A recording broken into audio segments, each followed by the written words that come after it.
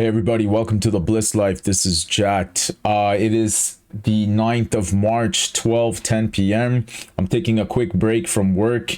I think this video would be super relevant for anyone who's invested in Palantir cryptocurrency or is considering investing in Palantir and cryptocurrency. The biggest news today that just came out of the US was that President Biden issued an executive order for cryptocurrency, and this is the first time where you have a president from the US clearly outlining a mandate for cryptocurrency. And I am reading an article from the CNBC right now where they talked about Joe Biden putting out an executive order for cryptocurrency.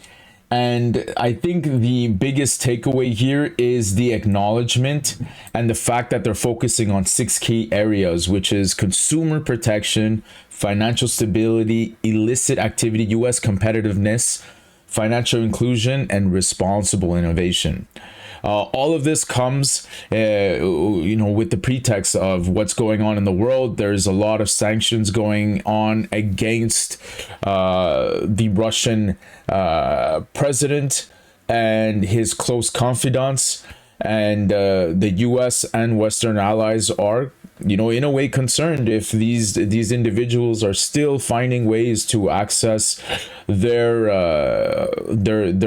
cash through cryptocurrency, which is largely untraceable, right? So the reason why I think this is important and this is big news is because Palantir is already very much involved in anti-money laundering initiatives. They work with large financial institutions. They work with US and European banks in following complicated regulations.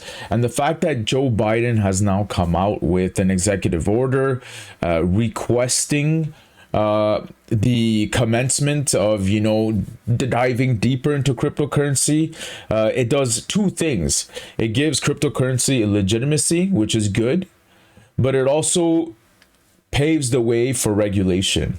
And I think the biggest concerns for the US government is the anti-money laundering aspect and the aspect of people bypassing sanctions through cryptocurrency, through the networks, and not being detected. So we can and there was also this is crazy, but the Biden administration is also exploring a digital version of the US dollar.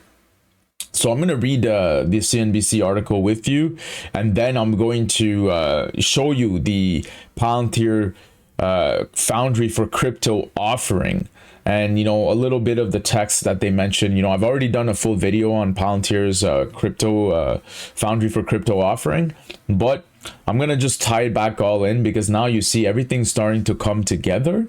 And I think this is going to bode well for Palantir. So let's get right into that.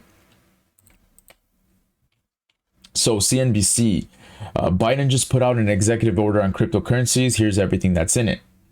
As I mentioned before, 6 key areas: consumer protection, financial stability, illicit activity, US competitiveness, financial inclusion, and responsible innovation.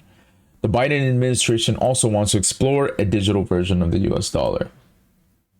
Now, this was signed on Wednesday, calling on the government to examine the risks and benefits of cryptocurrencies. Other governments, like the Chinese government, has just outright banned the use of cryptocurrency. So it is bullish, in my opinion, that the US government is exploring and studying the pros and cons. It's long-awaited directive that has the cryptocurrency on edge, not least due to growing regulatory concern around the world surrounding the nascent digital asset market. There has been reports of a divide between White House officials and Treasury Secretary Janet Yellen, leading to delays in the policy rollout. The crypto market got wind of the executive order overnight after the Treasury accidentally put out a since-deleted statement calling it historic and releasing some of the details ahead of time. The order was finally signed Wednesday. It calls on federal agencies to take a unified approach to regulation and oversight of digital assets, according to a White House fact sheet. Let's look at that fact sheet in a bit. Here are the key things to know. Protecting consumers. The measures announced Wednesday will focus on 6 key areas: consumer investor protection, financial stability, illicit activity, U.S. competitiveness on a global stage, financial inclusion, responsible innovation. Protecting consumers is an important part of the directive. There have been countless stories of investors falling for crypto scams or losing huge sums of money through cyber attacks or exchange users themselves. I mean, at the end of the day, there are merits to some cryptocurrencies, and then there's a lot of alternative coins that I personally think are just total pump and dumps, and a lot of programmers are reaching out to, you know, finfluencers or fin influencers and getting them to jump on the bandwagon and telling them, oh well, you can take care of the marketing and we'll give you 10% of the cut. And there have been stories of these influencers pushing out new coins and saying it's going to be such an exciting project, and then they all cash out, and then the stock or the share, the price of the coin drops, and the retail investors are left holding the bag. And then, you know, the fin influencer says, oh, you know, I didn't know either. I didn't know that they were going to dump everything. You know, they just said I need to take care of the marketing. And, you know, they wipe their tears with the dollar bills, you know. So that's a concern for me. And I'm glad that they're making this a top priority. The Biden administration is calling on the Treasury to assess and develop policy recommendations on crypto. It also wants regulators to ensure sufficient oversight and safeguard against any systemic financial risks posed by digital assets. While policy crypto makers have been keen to downplay any systematic risks resulting from crypto, there have been increasing concerns over the role played by stable coins. These are digital tokens that are meant to be pegged to the value of existing currencies like the US dollar. Tether, the world's largest stablecoin with 80 billion in circulation, has attracted the ire of regulators over claims that its token is not sufficiently backed by dollars held in the reserve. Tether says its coin is fully backed. However, the makeup of its reserves include short-term debt obligations like commercial paper, not just cash. The topic of stablecoins was notably absent from the White House's announcement Wednesday, though Yellen has made it clear she wants to see Congress introducing regulation for the sector. This is good. You know, I've heard of people asking these type of questions on Personal Finance Canada, like, oh, how do I convert my currency? You know, I'm moving to Canada. I'm moving to US. How do I convert my local cash without paying so much in Forex? And a lot of people recommended that this person get a wallet and buy a stable coin and then bring it to the US, and it would still be pegged to the US, and you wouldn't be paying crazy Forex fees. Would I do it myself? Maybe I'm just a bit too risk averse right now to put all my wealth, or, you know, my wealth into a stable coin when I'm moving from one country to another. But, you know, some people are open to doing it because they're super comfortable with the technology. Illicit activity is a huge topic. Another key area Biden's executive order focuses on is rooting out illegal activity in the crypto space. The president has called for unprecedented focus of coordinated action from federal agencies in mitigating illicit finance and national security risks posed by cryptocurrencies. He's also urging international collaboration on the issue. Last month, U.S. officials seized 3.6 billion worth of Bitcoin, their biggest seizure of cryptocurrencies ever, related to the 2016 hack of a crypto exchange, Bitfinex. So it looks like, even though people say that crypto is totally untraceable, I think people are leaving digital footprints, which they themselves maybe don't realize, and you know, the federal officials are able to find them. Following Russia's invasion of Ukraine, authorities are now also concerned about the possible use of crypto in helping sanctioned Russian individuals and companies evade the restrictions. So this is what I was talking about earlier. Like, I think the urgency has been raised because of this. And you know, I saw an image before. Maybe it was, I think it was edited. It can't be real. It was Putin during a speech while he was talking in front of his desk. Someone took a picture of his computer screen and they were like, "Oh, look, he's looking at Bitcoin," you know, and they compared the chart of his screen and the chart that he had, the chart of Bitcoin for the day, and it looked like it dipped and it followed the same pattern. But I think it could have been edited. Who knows? Proponents of crypto say it's highly difficult for funds to be laundered through digital currency. However, as all transactions are kept public on an unchangeable record-keeping system known as the blockchain. But that's the thing, right? Like, people are saying that it's hard to launder money, but the question is, can crypto assets be moved out of the US or moved out of banks or nations that have to comply with these sanctions? So imagine these billionaires who are sanctioned in the UK, if they start putting $100 million into crypto, and then they move to a country that doesn't have a bilateral agreement or that doesn't really comply with these sanctions, and doesn't really care. Imagine a friendly Russian nation or a nation that's kind of neutral, right? Like, I think India is neutral on things. All of the Asian countries, many of them are neutral on these sanctions and on these international condemnations going against Russia. So it's possible that these billionaires can go to a nice villa in any of these countries and still be able to access their cash, because in those countries the sanctions don't apply.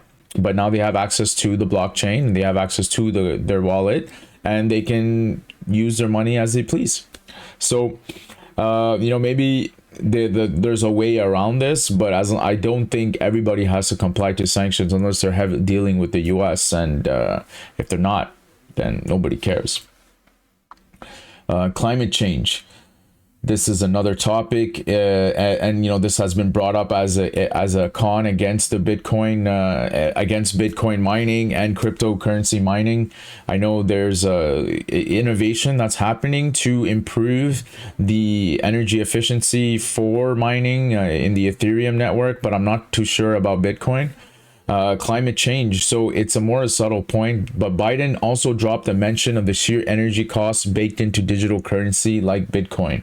He wants the government to study ways to make crypto innovation more responsible, reducing any negative climate impacts. Bitcoin relies on a mechanism known as proof of work to confirm transactions and generate new units of currency. A decentralized network of computers compute to solve complex problems, math puzzles, in order to mine the cryptocurrency. The more computing power a miner has, the higher their chances of being rewarded in new Bitcoin. That has raised alarm bells for policymakers around the world, with China even banning crypto mining completely last year. That move led to an exodus of crypto miners from the country to the US and other countries such as Kazakhstan. Okay, US competitiveness. Part of the language in the White House announcement focuses on giving the US a competitive edge over other countries when it comes to crypto development. This is especially significant now that China has effectively banned cryptocurrencies. Biden has tasked the Department of Commerce with establishing a framework to drive US competitiveness and leadership in and leveraging of digital asset technologies. Several crypto industry figures have called for such an action, including the bosses of Coinbase, Kraken, and Winklevoss twins Gemini Exchange. The Blockchain Association, an organization that represents multiple well-known crypto companies, said Wednesday that Biden has the opportunity to ensure America remains the global leader for the technological innovation for years to come. Right, and that's true.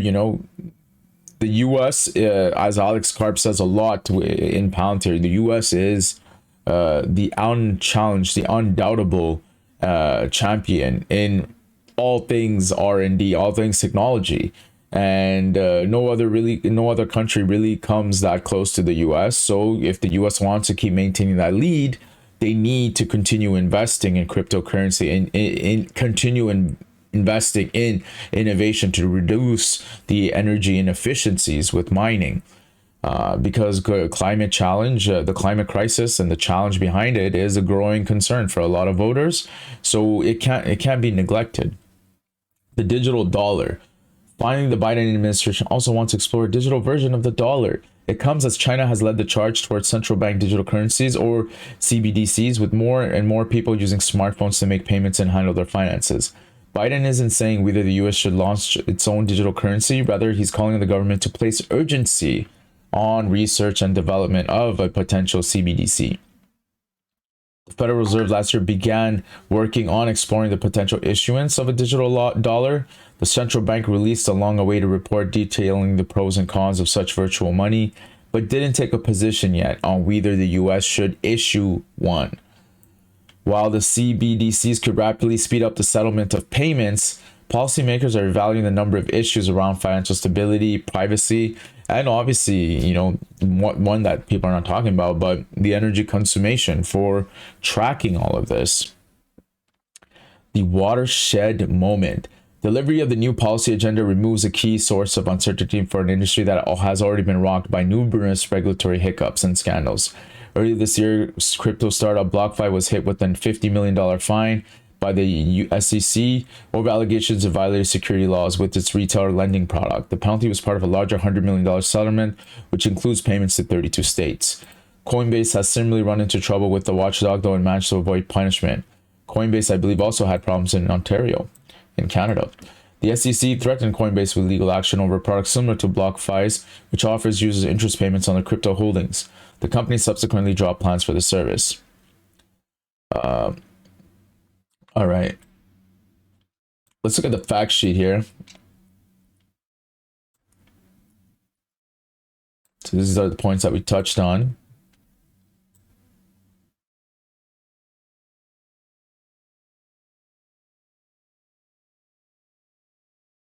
Okay, well, the CNBC article really did a good job at expanding on the fact sheet and discussing the fact sheet, so there's nothing there. This is the article that I've read before and I've seen in other places in various forms where they talk about the Russia-Ukraine conflict and how it's creating three big questions. So can cryptos be used to avoid sanctions? The answer is, oh my God, there's so much fluff here. Okay, so first blockchain, yeah, everything is public, of course. And yeah, I mean, yes, everything is public. But again, this is the point. There isn't enough liquidity for Russian oligarchs and companies to move their money around. So this is for huge amounts of cash. But if people still want to be able to access their cash in small sums, I guess the volumes don't have to be in the billions, but if they move it in the millions, I think there is enough liquidity to support that, because crypto is a worldwide digital asset that's being used across the world. So there is enough liquidity for millions of dollars to be moved, but not billions. So there's that.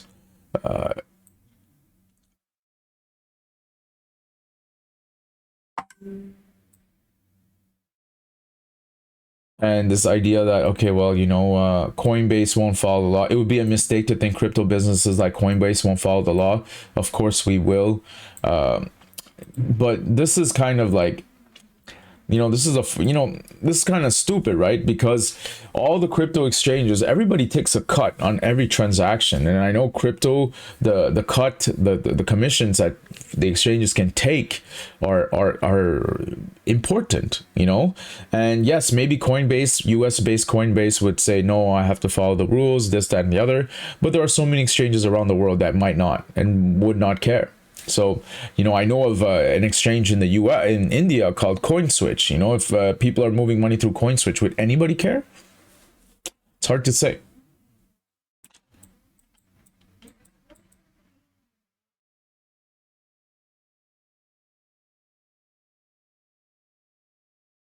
So a lot of news. So let's look at the Palantir Foundry offering. So I'm gonna touch on this a little bit. And I think Foundry for crypto, it builds on the banking modules that Foundry already has. So here we see that, you know, they say Palantir Foundry powers multi-factor anti-money laundering and know your customer solutions across fiat and cryptocurrencies to detect complex networks with low false positive rates and robust case management. With multi-layered security, Palantir software is trusted by banking giants, up-and-coming fintechs, and regulators alike to deliver real-time fraud detection. Foundry for Crypto allows Web3 startups to build complex workflows on top of metadata with rapid speed, enabling data-driven internal product roadmaps, external campaigns, and governance measures. Palantir Foundry is chain agnostic, which means they can work with any chain, you know, the Bitcoin chain or the Ethereum chain, and automatically integrates transaction and smart contract data from top main chains to enable rich analytics, low no code, all the way back to the Genesis block. So it's obvious that Palantir, you know, I'm not going to play this video because I've watched it before. It's like a 30-second video just describing what I just read. If we look at the anti-money laundering modules of Foundry, you know, they say they're fighting the future of financial crime.